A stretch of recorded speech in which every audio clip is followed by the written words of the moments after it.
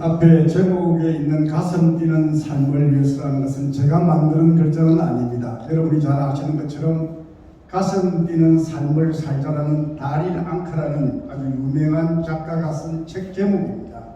근데 제가 우연히 그 책을 보고 정말 이렇게 살아야 되는구나 하고 생각을 했었습니다. 그래서 지금부터 늦었지만은 그 가슴 뛰는 삶을 찾아서 가는 제 여정을 여러분 앞에 소개를 해 올릴까 합니다.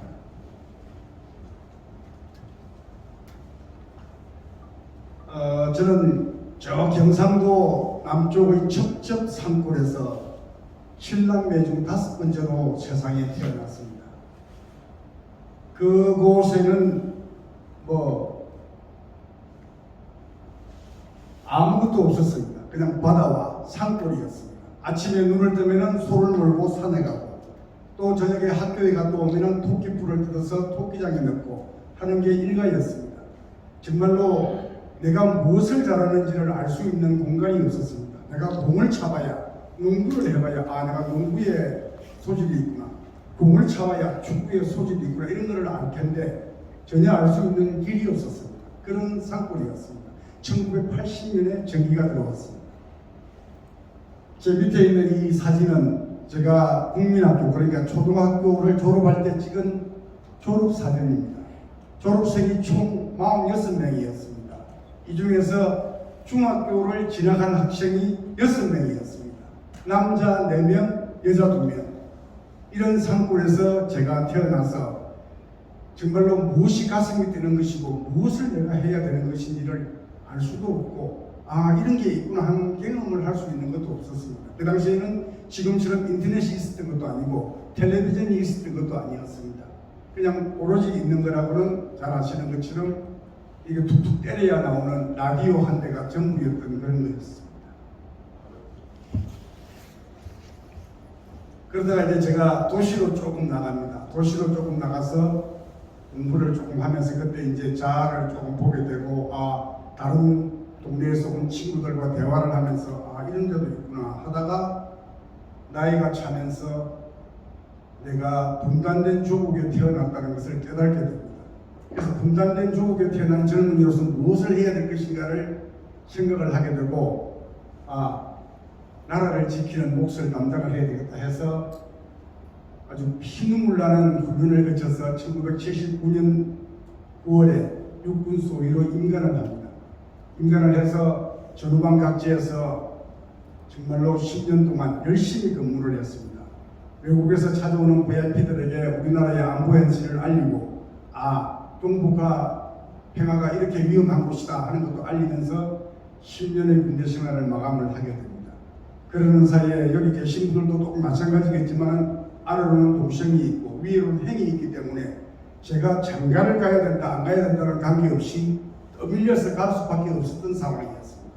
내가 지체를 하게 되면 내 동생이 나이가 들어서 장가를 가야 되고 또 형이 있기 때문에 형하고 또 너무 차별이 나면 이 조카들의 이 서열이 문제가 생기기 때문에 결혼을 할 수밖에 없는 그런 상황이었습니다.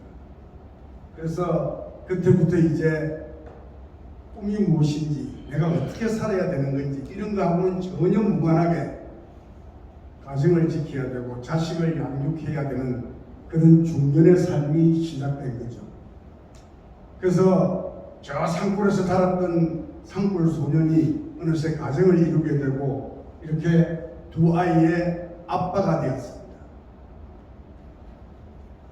사회에 나와보니까 정말 힘들더라고요. 어떻게 살아야 되는지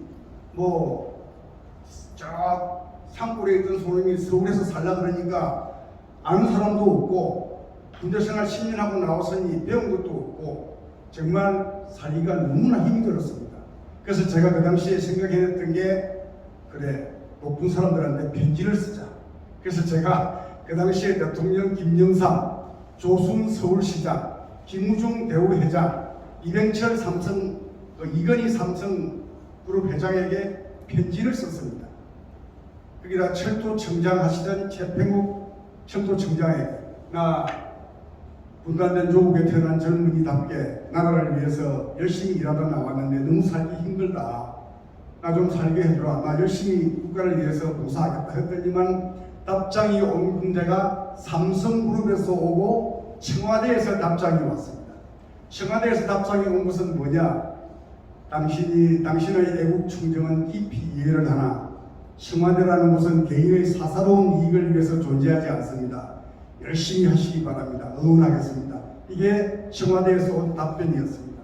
그 다음에 삼성에서 온 답변 내용은 뭐냐?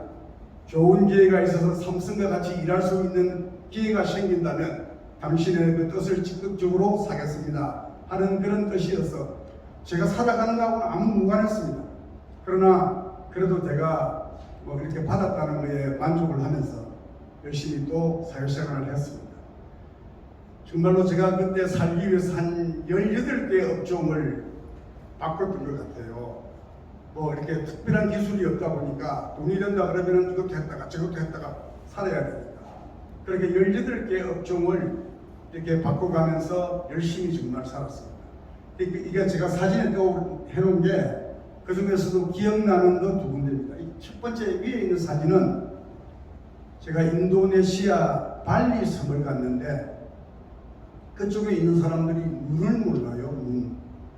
눈을 모르는데 눈이 스노우라는 건 아는데 이게 뭔지를 모르더라고요. 그래서 제가 차단을 했습니다. 이 사람들에게 스키를 타게 만들어줘야 되겠다. 그래서 제가 우리나라로 와가지고 남동공단에 가서 인조눈을 만들 수 있는 길이 뭐냐고 물으니까 그 사람들이 가르쳐 줍니다. 인조눈이라는 게 뭐냐? 우리가 있는 이 캔을 검냉을 시켰다가 바깥으로 꺼내서 이걸 긁으면 서리 같은 게 떨어져요. 이게 눈이랍니다. 그거를 인도네시아에서 설명을 하고 그 나라에 슬로프 280m 길이를 만들어서 스키돔을 지어서 국민들이 이 스키를 타게 만들어주겠다. 이 인도양을 보면서 쫙 내려가면은 빨리 갔다 오시는 분들이 계시겠지만은 진바란이라는 곳이 있습니다. 진바란이라는 곳은 백사장으로 되어서 이렇게 수산물을 먹는 곳이죠. 그 가면은 이제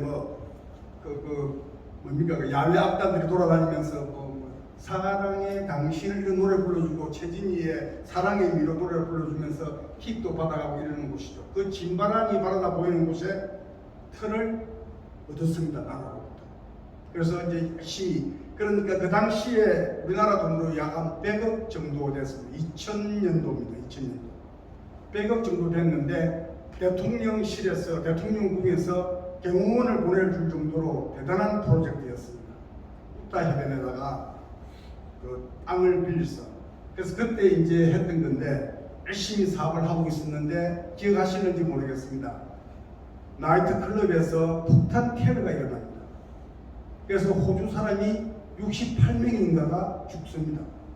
그래서 뉴스를 틀면은 맨날 들것에 실리가 나가는 시체, 피투성이 이런 것만 보입니다. 그러니까 투자자들이 점점 이제 멀어지게 되죠. 그래서 힘이 들었습니다. 그래서 그거를 가까스로 이제 다시 앉혀서 사업을 전개를 이제 조금 해가려고 하는데 이번에는 쓰나미가 일어납니다. 정말로 너무너무 고통스러웠습니다. 쓰나미는 발리하고는 아무 관계없는 곳이었지만은 뉴스에서 뜰 때는 인도네시아령으로 뜹니다. 그래서 어쩔 수 없이 이건 사업운이 아닌가 보다 하고 제가 손을 들었어요. 그때 제가 이제 만났던 여러 이 사업을 성공하기 위해서 여러 분들을 만났습니다. 정치인들도 만나고 종교인도 만나고 많이 만났지만은 결국은 물러설 수밖에 없었는데 지금도 참 정말 아쉬운 그런 사업으로 남습니다. 그러다가 이제 다시 또 한국에 와서 또 살아야 되니까 이번에는 이런 프로젝트와는 전혀 상관없는 요식업에 손을 대었습니다. 충청남도 천안이라는 곳에 바다 장어집을 만들었습니다. 저 마산에 있는 청정해역 통영에서 장어를 가져 올라와서 팔겠다라는 마음을 먹고 바다 장어집을 차렸는데 사람들이 그냥 하다가 안 되면은 장사나 하지 식당이나 하지 이러길래 저도 그렇게 해도 되는 줄 알았습니다.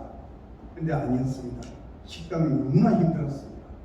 경험도 없고 특히 그 식당에 와서 일하시는 분들을 제가 통제할 수 있는 방법을 모르다 보니까 매일 장부에는 이 식자재를 시키는 게 올라오는데 그 다음날 되면은 냉장고를 열어보면 없대요. 또 시켜야 된대요.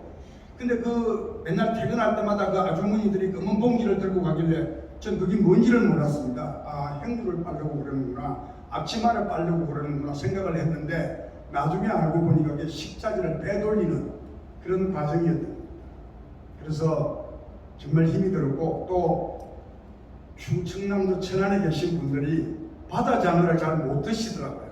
비린내 난다 이러면서. 민물장어는 잘 드시는데 바다장어도 못 드시고, 그쪽에 계신 분들은 특히 오리고기, 이 고기 종류를 상당히 잘 드시더라고요.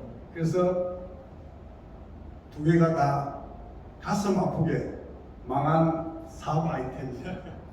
정말로 지금도 저는 인도네시아 발리 그 공항에 내리면 여러분도 아시겠지만 퉁 내리면 뜨거운 김과 함께 그 향료 냄새가 코로 콕 들어옵니다. 너무나 그립습니다. 그게. 그리고 제가 이 발리 사업을 할 때 우리나라에서 투자자들을 모아가지고 비행기를 타고 그 나라 국적 항공기인 가루다 항공을 타고 발리를 갔습니다. 가면 그 여권을 쫙 걷어가지고 옆으로 VIP실로 빼게 만듭니다. 그러니까 그 통과하지 않고 그렇게 정도로 대우를 받으면서 했던 사업이었는데 가슴이 아프고, 특히 우리 한국 사람들이 발리에 가면은 발리 사람들이 대개 손으로 먹습니다. 음식을. 여러분이 잘 아시는 제일 유명한 음식이 뭐예요? 나시고랭입니다. 우리나라 말로 하면 볶음밥. 이거는 푸석푸석해서 이 숟가락으로 뜨면은 잘 안 먹습니다. 그래서 손으로 이렇게 먹는데, 다른 나라 사람들은 그걸 손으로 먹는데 굳이 한국 사람들만 숟가락을 찾더라고요. 그래서 우리 한국은 너무나 깨끗한 민족인가 하는 생각도 그 당시에 했습니다. 좌우지간 이렇게 살기 위해서 열심히 저 나름대로는 생활을 했었습니다. 그러면서